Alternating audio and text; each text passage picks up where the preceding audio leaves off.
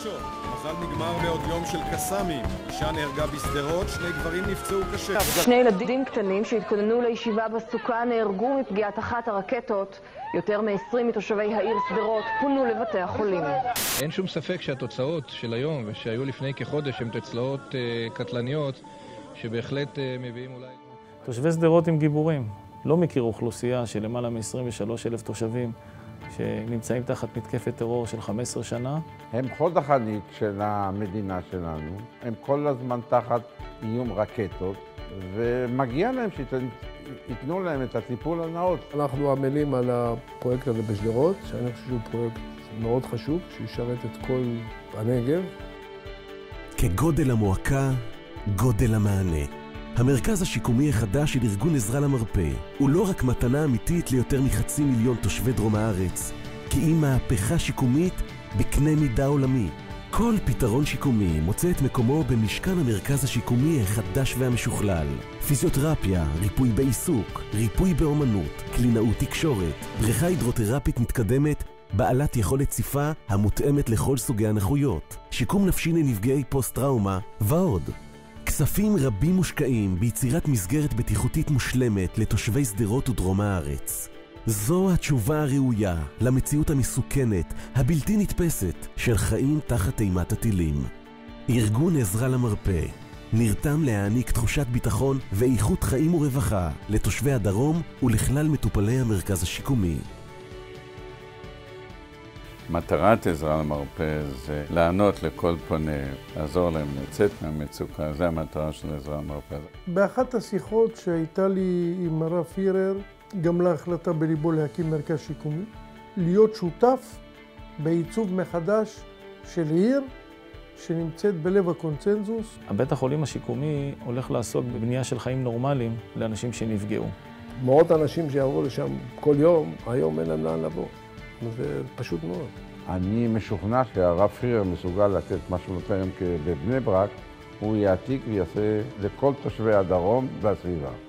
אזרחי ישראל זוכים למסגרת מקיפה ומושלמת של סיוע ורווחה מארגון עזרה למרפא. השאלת ציוד רפואי, שירותי אמבולנסים, הטסת חולים למרכזים רפואיים ברחבי העולם, וידאו קונפרנס בינלאומי, יבוא תרופות נדירות מחול, מרפאות רופאים מומחים לחוות דעת מקצועית נוספת, מועדוניות לילדים עם צרכים מיוחדים ועוד. המרכז המשוכלל והייחודי בשדרות הצטרף למרכז השיקומי של עזרה למרפא בבני ברק, אליו מגיעים אזרחים מכל קצוות הארץ ומכלל המגזרים השונים.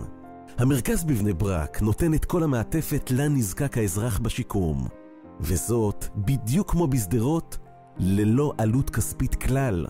המקום הזה הוא עוד אחד מהמקומות של עזרה למרפא שמאופיין על ידי רצון להיטיב עם אנשים שמיצו את האפשרויות שלהם ברפואה הציבורית ועדיין זקוקים לעתים בצורה נואשת לשיקום, וזה מה שהמקום הזה נותן להם.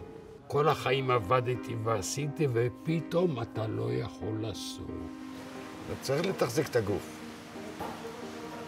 כל התרופות נגד כאבים שאני מקבל.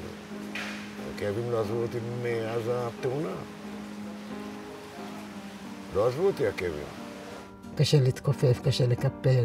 כל תנועה שהייתה פעם טבעית, היום לא כל כך פשוט. התעוררתי לחיים, אני הייתי באה כמו מקובצת.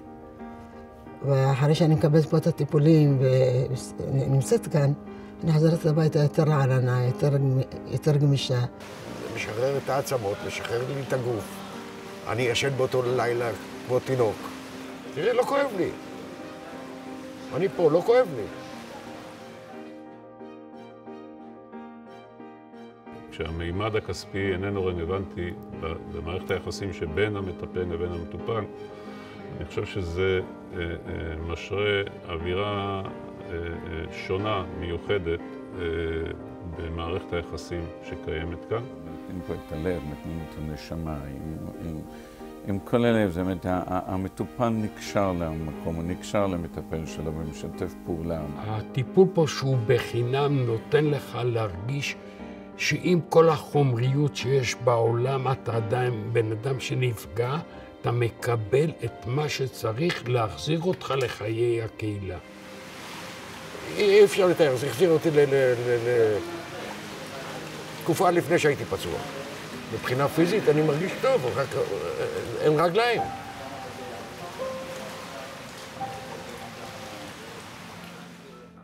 הריפוי בעיסוק החזיר אותי לעבודה בידיים, החזיר לי את כושר השימוש באצבעות, הם החזירו לי את האגו, והתחלתי ליצור חפצי חן לנכדים. אחת הנכדות תפסה אותי דווקא השבוע, סבא, אולי תעשה לי עוד כבשה? וזו בקשה שאי אפשר לעמוד בפניה. מרכז השיקום, הפועל כבר שנים בבני ברק, ומביא אושר ורווחה לתושבי המרכז, מתרגש וגאה באח הצעיר, הנמרץ והמשוכלל, שנבנה בימים אלה בשדרות, לרווחת תושבי דרום הארץ. אני שמח מאוד שעזר למרפא לקחו את המשימה, ולמעשה באים לתת השלמה לטיפול של הרשויות, ובאים באמת לסייע לאנשים שידם אינה משגת לעבור את הטיפולים האלה. אני מאוד מתרגש מהפרויקט הזה. לעזור ל500,000 אנשים זה דבר מכובד ומגיע להם. אם זה לא היה צריך להקים את זה. מה שהארגון הזה עושה לאנשים, מחזיר לאנשים שנפגעו את כבודם העצמי, את כבוד האדם. וזה לא יסולא בפז. אנחנו בחוג הידידים מנסים להפוך חלום שהוא קשה להשגה ביום-יום למציאות קיימת.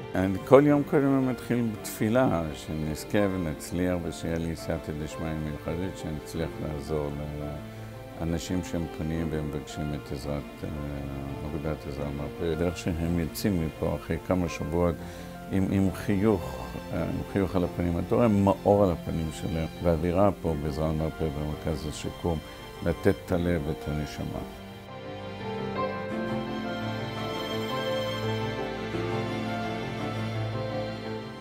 המרכז השיקומי בשדרות, מחלום למציאות.